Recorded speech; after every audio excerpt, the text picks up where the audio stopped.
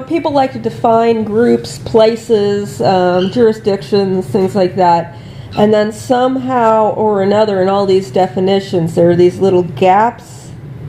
And they use these gaps to shove out things that they don't want to deal with. Or they go into these gaps to do things that they don't want to claim responsibility for. And so they took me to one of these gaps, and I'm pretty sure this gap is, there's various ways to define it.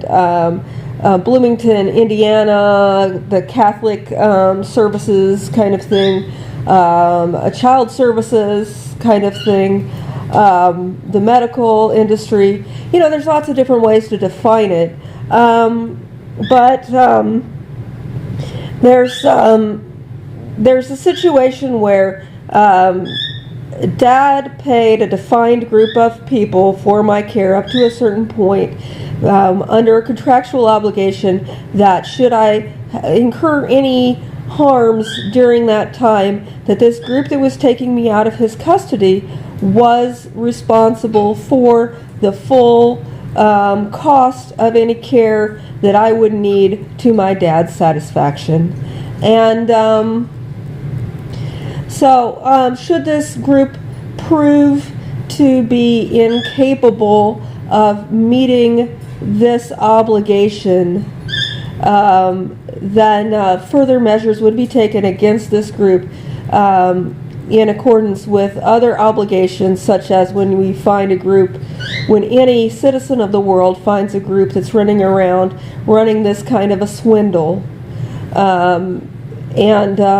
involving invasion of people's families, abduction of people's children, and the certain claims such as to knowledge of God and truth, to being able to be better custodians of people than other things, and a lot of different claims that they make.